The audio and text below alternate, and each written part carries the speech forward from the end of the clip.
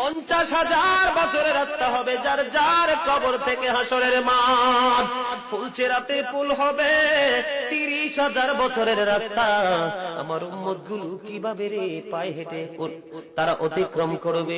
বন্ধু নবী এমনি এমনি কাঁদেনি রে, নবী জানিয়ে দিয়েছে কাল কিয়ামতের ময়দানে উম্মত গুলো খালি পায়ে থাকবে, মাটি তো তামা থাকবে। ও বন্ধু, তাদের শরীরে কোনো পোশাক থাকবে না, উলঙ্গ অবস্থায় থাকবে।